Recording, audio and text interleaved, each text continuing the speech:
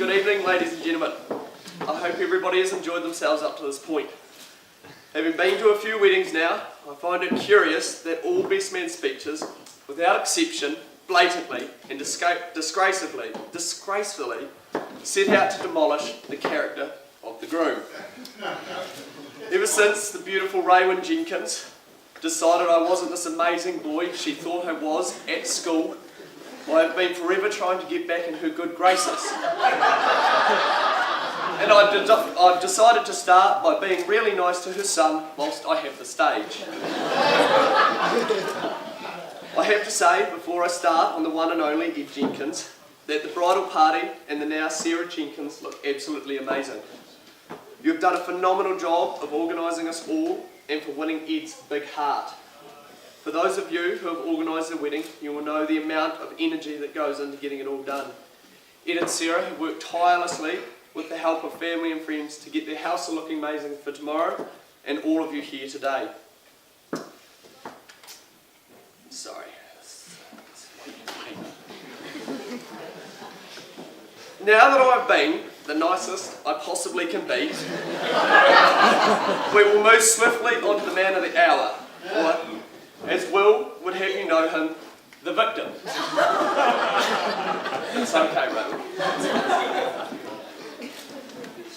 I first met Ed in Year 9 as a very shy boy who had come to the big smoke from small town Waiau to be corrupted by the boarding house of St Andrews College, where Malcolm Jenkins learned all his smooth moves. The one person that can't be missed in Ed's life is Richard Hudson. For those of you who knew Richard, he's one hell of an energetic guy, and Ed was probably always trying to guess Richard's next move as opposed to having a foolproof plan. When I sat down to write the speech, I thought it would be an absolute walk in the park. I'm only 28. I can remember everything. The sad reality is, which as you parents sit there gleefully, I am starting to forget the earlier days of my school life.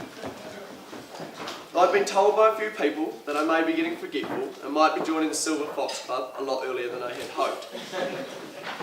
This is the point where I imagine everybody is thinking that I've forgotten everything, and how can a speech be good with no stories? The best thing is, I can still remember from the end of school through to now, and I have an almost full head of hair. I still have a bald patch, but it's all good. And it still has colour, so we're all good. Ed and I spent a number of years in the pipe band together, and that is probably where Ed realised how cool I was. He just wanted to hang out. Our first excursion away with the pipe band together was to Australia. The band had been planning this for months, and we were all pretty pumped about heading abroad. As the rest of us practiced our instruments, Ed also had another passion, which was motocross. A week before we were off, he had gone on a trail ride and decided, while most had gone around and through the fence posts, he decided to go directly into the fence post, which managed to dislocate his shoulder quite severely. This was worst case scenario. The tickets, the accommodation and attractions had all been paid for. There was no way Ed couldn't come, so my mum and dad decided to be full-time caregivers for Ed. As we boarded the plane, I turned round to see Ed with big puppy dog eyes.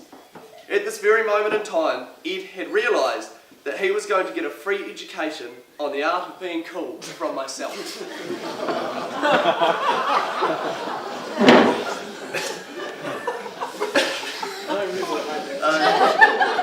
It was like word perfect, exactly like that. When we were reaching the end of our school days, we, like any other year group, decided to have a leavers party. This was held at a Hokaway. As it happened to be the night of prize giving, myself, Ed and the boys cruised out thinking, what was the leavers party without our infamous crew? Oh, I've lost my spot. The only problem was that we were in the pipe band and we were in our kilts from performing earlier in the night. Knowing full well we had a party after prize giving, most would take a change of clothes. I did. Ed, on the other hand, had completely forgot and proceeded to wear his kilt for the rest of the night. The night progressed and things started to get a little out of control. Scott had had finally figured out that he was massive and decided to tear down a pergola wall. The ever understated Ed had been sifting around in his kilt, equaling his time between the raucous boarders and a lot more revered day boys. At this majestic place in the country, there just so happened to be a spa. Most normal people had bought togs or just thought, what the hell, undies will work. Not Ed though. He had hummed and hard whether to just go straight naked. The penny dropped. Why do that when I could jump in with a $3,000 kilt on? Before any of the somewhat inebriated teenagers had a chance to stop him, he had launched his powerful frame into the spa. About a minute into his spa, Ed had realised that maybe it wasn't his best idea. What the hell, I'll stick it out. Which he did, but it started to get hot and Ed had drunk quite a bit. This is the part where it gets hazy, but from what I can remember, Scott may have had to drag Ed out of the spa and make him consume water to rehydrate the now shriveled up frame of Ed. He's never quite recovered. As I look to my left, I see a couple that should be the envy of all, having watched them grow as a couple, and Sarah as a leader, and Ed as a follower.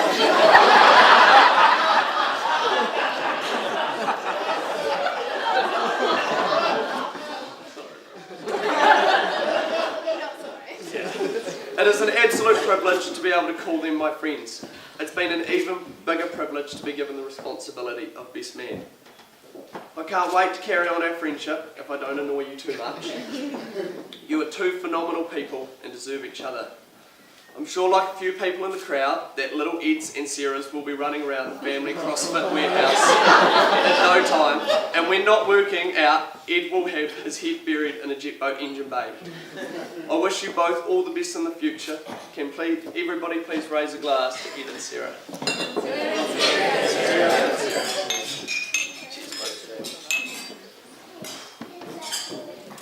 So